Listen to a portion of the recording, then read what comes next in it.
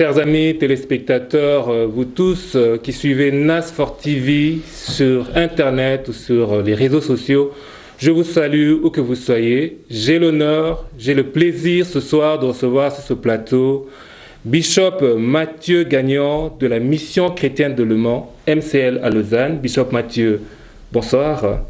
Bonsoir mon frère. J'ai également l'honneur, le plaisir de recevoir le prophète Abo Jean-Paul, responsable de l'Arsenal de Jésus-Christ AJC à Paris. Prophète Abo, bonsoir. Bonsoir, bonsoir bien-aimé. Nous sommes très heureux de vous recevoir sur ce plateau du studio NASFOR TV ici à Lausanne. Dites-nous, qu'est-ce qui vous amène? Parce que vous avez un invité, c'est votre invité, le prophète Abo Jean-Paul est votre invité. Dites-nous, qu'est-ce qui vous amène?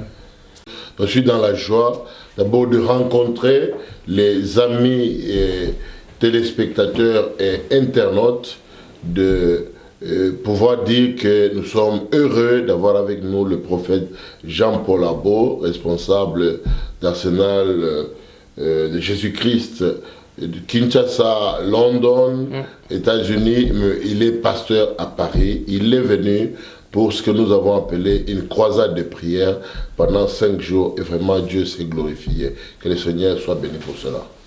Merci Bishop Mathieu. Prophète Abo, vous connaissez la Suisse, vous êtes déjà venu en Suisse à plusieurs reprises je pense, et là vous êtes là, comme vient de le dire le Bishop Mathieu, pour un événement spécial. Pouvez-vous nous en dire un mot s'il vous plaît? Avant de parler justement de l'événement qui m'amène en Suisse, je voudrais en tout cas signifier toute ma gratitude au Bishop Mathieu Gagnon, qui le premier m'a fait la grâce de venir prêcher donc, dans le ministère, l'église dont il a la responsabilité MCL. Exactement. Et ce faisant, il m'a donc fait connaître la Suisse, un pays que j'ai appris à aimer, et c'est justement dans les cadres des missions comme celle que j'ai eu l'occasion justement de mener ici en Suisse, que nous venons de passer 5 merveilleuses journées sur les thèmes de la prière, et nous l'avons intitulé Croisade de la prière, et ça a été des grands moments, des visitations spirituelles en tout cas. Croisade, c'est un grand mot. Qu'est-ce que vous entendez par croisade de la prière? Quel était le contenu de votre message par rapport à ces 5 jours concernant le thème croisade? Croisade parce que c'est une démarche, croisade parce que c'est une bataille, croisade parce que c'est une conquête, croisade parce qu'on veut étendre la portée d'une vision, d'un souci qu'on a sur le cœur. Voilà pourquoi nous l'avons appelé croisade. Et vous savez, bien-aimés, la prière est un instrument très efficace à la disposition du chrétien pour transformer les choses. Vous savez, avant que les événements qui se déroulent sur la terre, qui changent les donnes sur le plan physique n'aient lieu, ils commencent d'abord sur le plan spirituel. Et c'est à ces niveaux au niveau spirituel que la prière s'avère un instrument, un outil de grande importance. Voilà pourquoi nous avons mis 5 jours en tout cas, non seulement de parler sur le thème de la prière, mais également de prier pour que on fasse d'un coup d'une seule pierre 2 coups. À la fois on enseigne sur le sujet de la prière, et on prie pour les gens, et on amène les gens à prier. Et donc on a vécu des moments qui nous ont été bénéfiques. Avant d'entrer dans la profondeur éventuellement de ce qu'a été le contenu de votre message, j'ai remarqué qu'il y a déjà le mot croisade dans le thème, et vous êtes responsable de l'Arsenal de Jésus-Christ, c'est des thèmes militaires. Pourquoi cet aspect aussi martial dans votre façon de servir Jésus-Christ? L'apôtre Paul dit à Timothée, souffre avec moi comme un soldat de Jésus-Christ. L'apôtre ira jusqu'à dire, il n'est point des soldats qui, s'il veut plaire à celui qui l'a enrôlé, s'embarrasse des affaires du monde. Donc même dans la Bible, le mot soldat armé revient. Voilà pourquoi le Seigneur m'a dit, je t'envoie pour former pour former un arsenal. C'est un cadre où le chrétien s'approvisionne en armes spirituelles pour mener la bataille spirituelle. Voilà pourquoi l'arsenal de Jésus-Christ. Et voilà pourquoi Croisade aussi. Okay. Vous savez, une des dimensions importantes de la foi dans la Bible, c'est la dimension du combat. Le chrétien se considère, même quand Christ est arrivé, il est venu en guerre, mais une guerre qui est spirituelle. Les gens pensaient qu'il voulait combattre contre Hérode et notamment le pouvoir romain qui dominait ou qui colonisait Israël en son temps. Mais il était venu dans une guerre spirituelle, une guerre où il voulait changer l'intérieur de l'homme, une guerre où il voulait changer la destinée des hommes, une guerre où il voulait amener les hommes à retourner dans les plans merveilleux que Dieu leur avait confié ou bien qu'il avait planifié pour eux. Et cela, c'est aussi une guerre, une autre guerre. Une bataille ne doit pas être seulement une bataille sur le plan des bombes nucléaires pour tuer les gens, mais il y a un autre combat qui peut être psychologique, mais nous dépassons la dimension du psyché pour aller à la dimension du pneuma, la dimension de l'esprit. Et c'est cette dimension-là qui est importante. Donc si le ministère du prophète Abo est appelé Arsenal de Jésus-Christ, c'est un lieu où il équipe les fidèles en armes spirituelles. Mais quand on dit ces armes-là, quelles sont-elles? Il est parlé de la justice, il est parlé de la foi, il est parlé de la parole de Dieu. Vous voyez bien que ce ne sont pas des armes comme celles que nous pensons. Deuxième chose, lorsque nous parlons de croisade, pour nous à la MCL ou à la mission chrétienne du Léman, une église du plein évangile, une église qui fonctionne dans ce qu'on appelle ici en Suisse réseau évangélique, membre de l'Alliance évangélique, aussi de la Fédération des églises et communautés du plein évangile.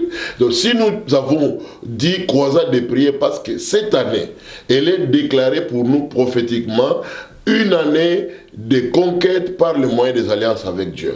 C'est-à-dire, nous voulons que nos chrétiens puissent avoir des conquêtes, qu'ils fassent des possessions, qu'ils aient des choses, qu'ils puissent acquérir des concessions sur le plan spirituel, sur le plan matériel. Si je prenais comme exemple Nasfort TV où nous sommes là, il y a un bon moment où nous avons pris le temps de prêcher aux fidèles. Il faut qu'ils puissent avoir leurs propres entreprises, qu'ils soient entrepreneurs, qu'ils puissent travailler, avoir des idées. Dieu est un Dieu qui donne ce qu'on appelle fertilité des idées. C'est important cela. Fertilité de l'esprit aussi. Ça donne la richesse. Le chrétien ne doit pas seulement être quelqu'un qui prie, qui parle en langue, qui danse, qui chante, mais il doit être quelqu'un qui est entrepreneur. Voilà concrètement ce que nous voulons, c'est des choses comme ce lieu où nous sommes, Nasfort TV, un cadre extraordinaire, agréable, en tout cas un média avec lequel on doit compter dorénavant sur le plan de l'internet et du web, mais aussi sur le plan des connexions avec d'autres entreprises. Donc cette année pour nous c'est une année de conquête par le moyen des alliances. Alors, notre alliance, ce n'est pas le moyen de la prière. Et la prière est un moyen par lequel, c'est une des armes que Dieu nous donne, avec laquelle nous allons en croisade, pour amener le peuple à pouvoir avoir des nouvelles conquêtes. Chacun, nous avons dit que cette année, c'est chacun pour soi. Ce n'est pas seulement le passé qui prie pour toi, mais toi-même, avec ton Dieu, face au Seigneur, intercédant, implorant, combattant spirituellement dans la prière. Nous voulons voir que cette année, nos fidèles ont conquis de nouvelles positions, qu'ils ont atteint certains sommets et que, aussi sur le plan de leur propre vie, que Dieu leur a donné des victoires. Voilà pourquoi nous avons dit aussi campagne ou croisade de prière. Ce n'est pas un séminaire, ce n'est pas une campagne d'évangélisation, mais c'est pour les fidèles eux-mêmes. Ils sont en croisade par les moyens de la prière, pour leur propre vie, mais aussi pour l'avenir de leur famille. Voilà. On sent la passion dans votre manière de pouvoir vous exprimer par rapport à ça. Vous êtes très connu en tant que serviteur de Dieu. mais je souhaite quand même que vous puissiez parler un peu de vous. Moi, personnellement, je ne vous connais pas suffisamment. Je vois que vous êtes vraiment passionné de tout ça. Qu'est-ce que vous pouvez nous dire par rapport à vous? Peut-être votre parcours, ou bien parler un peu de votre œuvre ici en Suisse, parce que là on est en Suisse, les gens vont nous suivre dans le monde entier, mais peut-être certaines personnes ne vous connaissent pas. On sent la passion. Ça vous vient de quoi? Ça vous vient d'où et depuis quand? Moi, je voudrais tout simplement, j'aime bien parler de Jésus-Christ. Parce que c'est lui, au fait, qui fait tout ce que nous sommes, nous.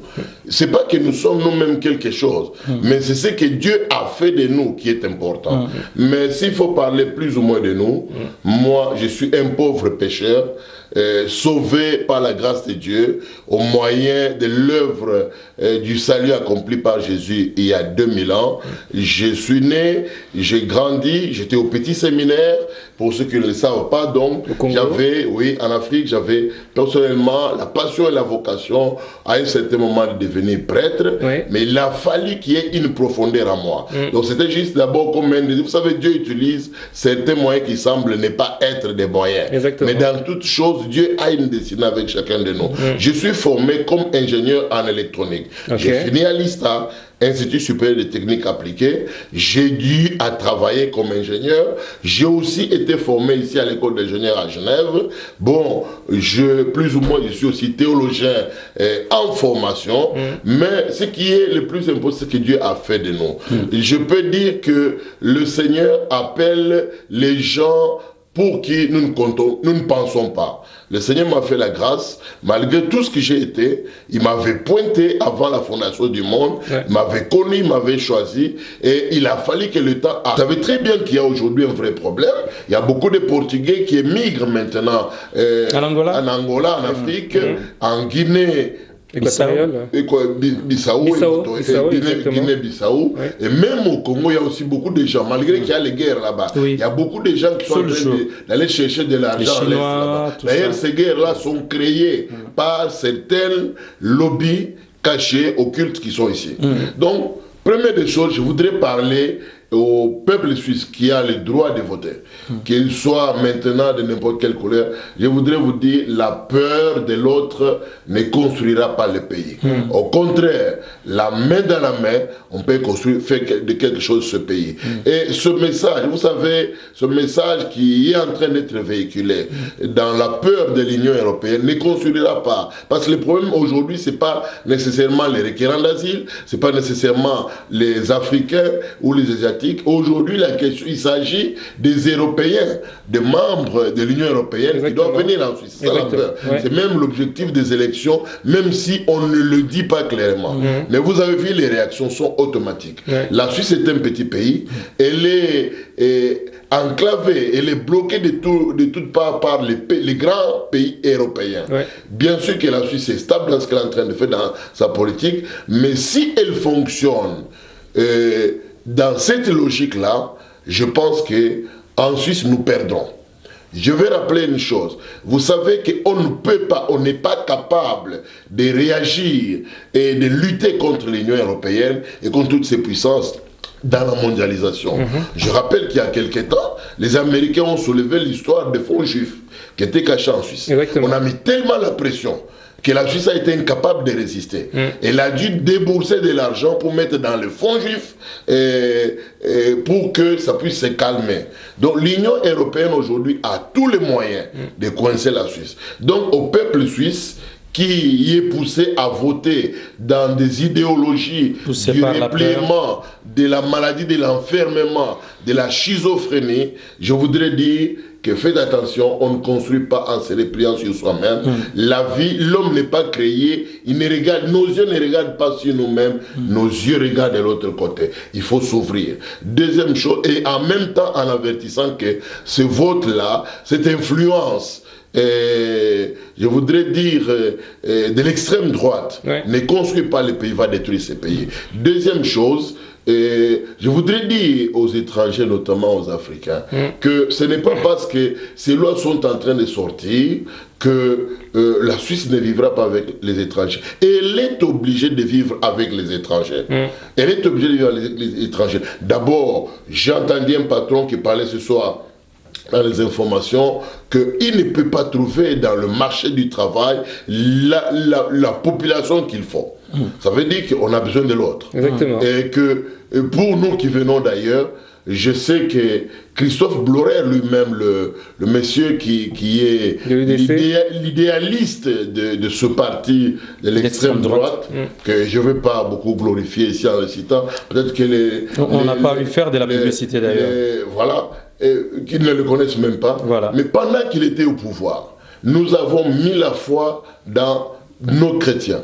Nous les avons encouragés à travailler, à s'intégrer, pas nécessairement à devenir de peau blanche, mais à prendre les valeurs importantes de la Suisse, comme le travail. Ils se sont débrouillés. Pendant son pouvoir, Dieu l'a contré à donner des papiers. Donc, ce vote peut être maintenant là, mais je pense que nous trouverons les moyens de les gérer. Exactement. Que ce soit les politiciens suisses, ils sont devant cela. Sinon, autrement, c'est un vote de repliement sur soi qui se fait en Europe, qui se fait dans beaucoup de pays. Ça fait partie des peurs que l'on est en train de véhiculer. Et d'ailleurs, ça nous donne à nous, prédicateurs de l'évangile, la responsabilité de continuer à prêcher le message d'espérance. Parce que lorsque les gens n'ont plus d'espérance, voilà où ça aboutit. Tout peut arriver, oui. Et je veux avertir, parce que j'étais dernièrement, même pour nous qui sommes peuple congolais, j'ai remarqué que dernièrement, nous étions dans une réunion de Congolais de l'étranger, et j'ai vu un pasteur qui se permet de critiquer nos églises parce que notre peuple prie et parce qu'il adore Dieu. Il serait moins patriote et moins intelligent parce qu'il prie. Tout simplement, cette politique, et il est en train de pousser les gens à dire, revenez à nos traditions. Nos traditions qui sont bonnes, qui nous construisent, nous les reprendrons comme la valeur de la solidarité, la valeur du respect de l'aîné. Mais les choses qui nous abrutissent dans nos traditions, nous n'avons pas à y revenir. Pas du tout. Et moi, en tant que prédicateur de l'évangile, je voudrais dire aux chrétiens congolais, soyez ce que vous êtes avec votre identité.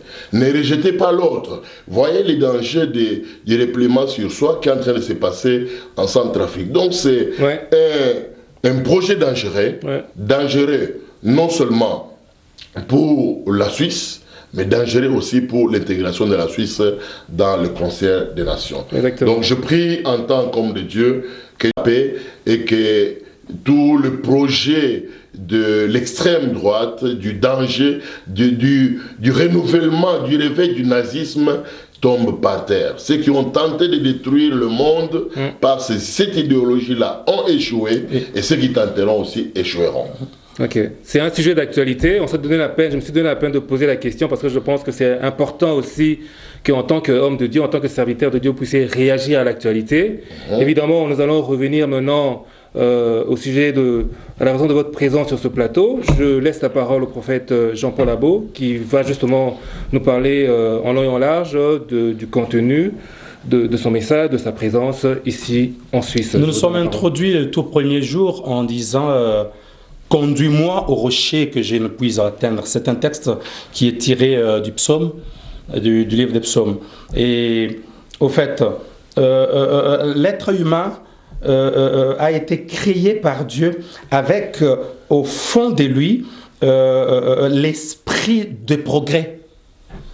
Déjà à l'enfance, on voit l'être humain chercher à tendre vers le développement de soi. On voit un petit enfant qui apprend à s'asseoir, puis à marcher à quatre pattes, puis à vouloir saisir les adultes qui passent devant lui et qui sont plus grands que lui. Il voudra devenir comme eux. Et donc, cela n'arrête pas jusqu'à la mort de l'être humain. Hein? L'être humain aspire toujours à plus d'aisance, à plus de bien-être. Et c'est pourquoi le psalmiste dit « Conduis-moi au rocher que je ne puis atteindre ». C'est-à-dire qu'il y a des projets dans les cœurs de l'homme, qu'il y a des idées. Nous prions un Dieu inspirateur, un Dieu qui donne les idées. Et pour amener ces idées justement à la concrétisation, il y a la démarche spirituelle que nous appelons la prière que l'homme doit accomplir. Et non seulement que l'homme restera, que le chrétien doit prier, mais en priant, il devra à un moment s'élever pour agir, ce qui va l'amener justement à la réalisation, à l'accomplissement des vœux ou des désirs qu'ils sont en lui. Et donc, à ce titre, la croisade des prières vient à point nommé. Donc, tout doit commencer par la démarche spirituelle qui est celle de passer du temps dans la présence de Dieu pour recevoir de Dieu la force de s'élever pour avancer et agir. Donc, nous avons ouvert la danse le tout premier jour par ce passage de la Bible. Et puis, nous avons eu un jeudi, un vendredi, un samedi. Et nous avons été amenés, nous, peuple de Dieu, à nous agenouiller depuis le prédicateur jusqu'aux fidèles, à nous agenouiller devant la face de Dieu pour chercher la présence de Dieu. Et je sais que quelque chose sur le plan spirituel a déjà été accompli et que dans les jours à venir, nous ne manquerons pas de voir le résultat de cette démarche spirituelle qu'est la prière. J'appelle la prière une démarche spirituelle. Merci beaucoup. Et là, en parlant d'idées, justement, nous sommes dans un studio qui, à la base, était d'abord une idée. Et là, l'idée s'est concrétisée. Il n'est pas encore vraiment abouti, mais il est sur des bonnes voies. Moi, je voudrais que vous puissiez nous dire aussi un mot par rapport à NAS4 TV, par rapport à l'initiateur de cette idée, parce que certainement vous avez connu l'idée quand il était encore embryonnaire, mais là maintenant c'est un vrai studio. Peut-être un mot par rapport à NAS4 TV. Déjà, je souhaite à NAS4 TV un avenir glorieux, je vais dire, beaucoup de bonnes choses par rapport aux jours à venir. J'ai eu l'honneur, grâce à l'ouverture d'esprit du bishop Mathieu, qui encadre justement le responsable des NAS TV. J'ai eu l'occasion en tout cas d'apporter ma petite contribution par la prière et par les encouragements au moyen de la prédication de l'évangile. Et aujourd'hui, me trouver dans ces cadres me réjouit beaucoup et m'encourage justement à continuer, non seulement à prier pour que cette œuvre puisse aller de l'avant, mais à lancer un appel à tous les autres, qu'ils soient des MCL, qu'ils soient de l'AJC à Paris ou un peu partout dans le monde. Je leur lance un appel pour savoir le dernier jour où c'était hier déjà lors de la clôture, le Seigneur nous a amenés dans cet enseignement, planté dans la maison de l'Éternel, il prospère. Je voudrais dire aux enfants de Dieu que dans l'Église, on ne vient pas seulement pour prier, mais en priant, le Seigneur nous inspire. Et quand nous sommes inspirés de Dieu, le Seigneur ne se limite pas seulement à nous inspirer, il nous donne la force de nous lever pour agir afin de passer du rêve à la réalité, et que partout où ce message sera suivi, que les chrétiens s'élèvent et qu'ils comprennent une fois encore que nous sommes la lumière du monde, le sel de la terre. C'est-à-dire, c'est à nous de nous lever, de prendre le flambeau de Christ en main et d'avancer, de faire comprendre aux autres que là où l'on voit de l'impossibilité, avec Dieu, nous ferons des exploits. Avec la prière, nous sommes capables de renverser les forteresses et d'aller de l'avant. Voilà un peu mon exhortation en me servant de ce qu'est aujourd'hui NAS4 TV et encourageant donc les autres à se laisser inspirer par Dieu, à s'ouvrir, parce que les idées, ce n'est pas ce qui manque dans les enfants de Dieu, mais peut-être manque-t-il des leaders capables justement par leur message de faire éclore les talents qui sont latents en eux et qui ont besoin de la lumière de la parole de Dieu pour pouvoir venir à la lumière. Voilà. Merci beaucoup. Nous avons commencé avec le bishop Mathieu. Nous allons finir avec le bishop Mathieu. Je vous laisse le mot de la fin, l'exhortation de la fin et peut-être éventuellement des remerciements. Première des choses, je pense que je vais dire 4 choses. La première, je vais dire merci à Dieu et aussi au prophète Jean Paul Arbo pour son travail dans ce pays. Vous savez, la MCL, c'est un lieu où il y a des prédicateurs.